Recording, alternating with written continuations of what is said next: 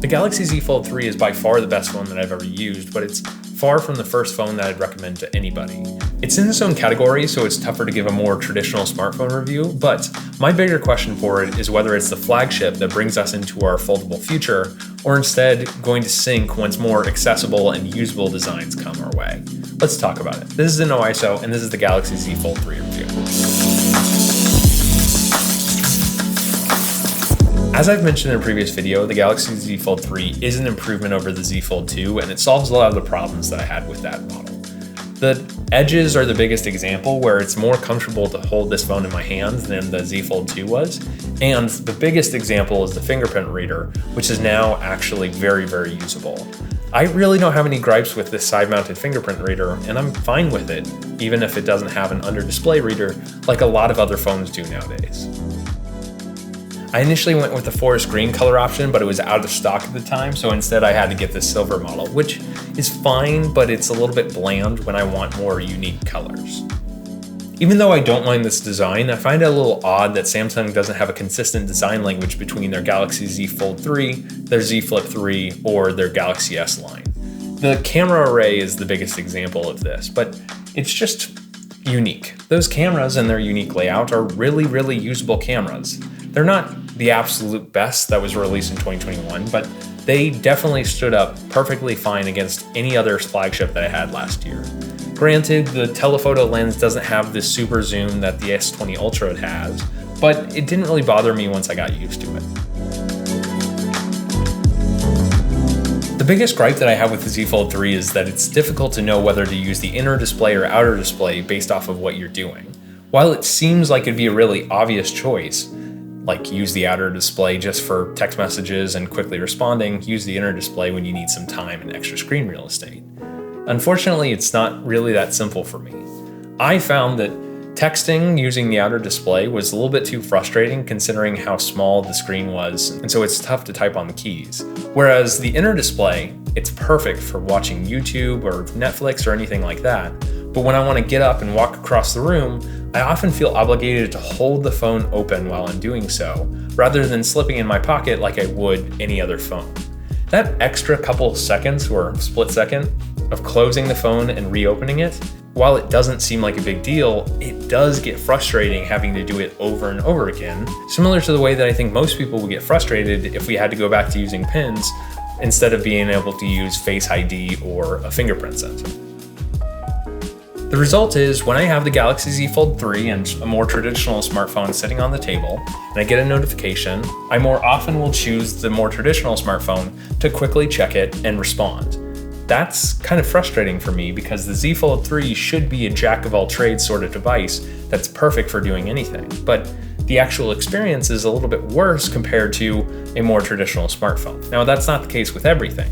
As I've mentioned in previous videos, the Z Fold 3 is excellent for filling out forms or watching videos or browsing the web. Reading articles or reading books on the Galaxy Z Fold 3 hits different than any other smartphone. I'll definitely admit that. But when you compare it to the experience of reading articles or books on a tablet, then the experience gets a lot worse. Because of my unlucky history with foldable screens, I have not taken off the factory screen protector on the Z Fold 3's inner display. And the result is a massive amount of fingerprints and a massive amount of glare.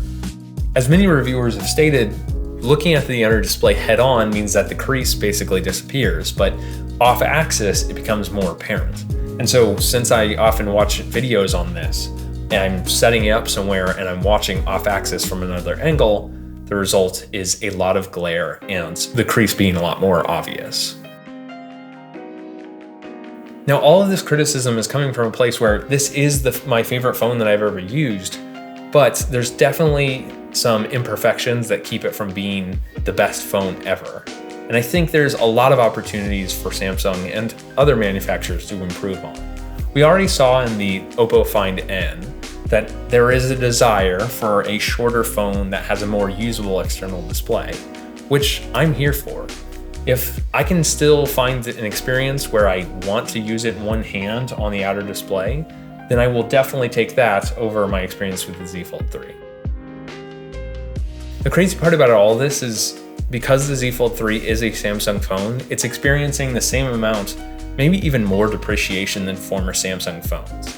So this phone is now going on eBay refurbished for somewhere around $1,100, which is wild if you're interested in foldables and you want to try it out and you have $1,000 in your pocket ready to burn. Definitely give it a shot. But if instead you're willing to wait a little bit, then I think Samsung and other manufacturers are going to continue to iterate on this idea to the point where it's going to be more compelling in the near future.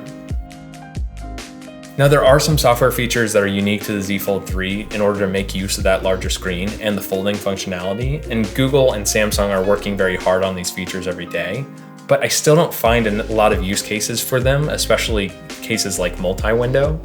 Granted, I don't use multi-window on a phone that often anyways, but I don't really need it on this small of a screen relative to my experience on a larger tablet.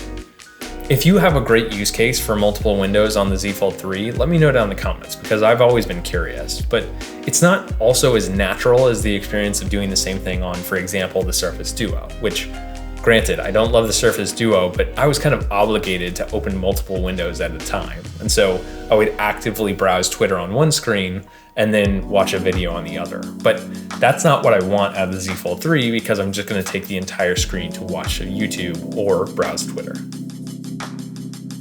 Honestly, the Z Fold 3 is an absolutely incredible device, and I think we should give Samsung a lot of credit for moving the industry forward. Yes, there are other foldable phones, but most of them are not available in the US. So for now, it's either this, the Z Flip 3, or the Motorola Razr if you're particularly niche. I hope that more foldable phones become available and more form factors become available. But for now, this is what we're working with. Now, the question that I posed at the beginning of the video is whether this is going to be the flagship for our foldable feature. But honestly, I think it depends on Samsung changing it up and coming out with new designs, or other manufacturers getting to the party and coming up with their own unique designs. Right now, this might be the best that Samsung can design based off the constraints that they're operating under. But once we have rollable displays and once we have displays that we can actually fold without a big gap between them, then we might start seeing some more unique designs that could drive the industry into a different direction rather than this outer display, larger inner display design. I would have loved to see Huawei's outer fold design last longer than it did, but obviously Huawei was part of the issue and then durability was the other part of the issue. But if we can somehow get better at more durable plastic or glass that can fold around the outsides, then I think that's a perfectly viable alternative that should solve a lot of the issues that I have with the Z Fold 3. Because having the display on the outside of the device is no different than most phones that we have today. Just when that display is covered in plastic, then it becomes a bigger issue. What crazy ideas do you have for the foldable or rollable future? Do you think foldable and rollable phones are just a gimmick that are going to go away? Or do you think the Z Fold 3 is the pinnacle of foldable phones? Let me know down in the comments. Thank you for watching NOI, so I hope you liked this video. Be sure to like it and get subscribed if you did, and catch some of my other videos covering Android devices. Thanks for watching, and I'll catch you in the next one.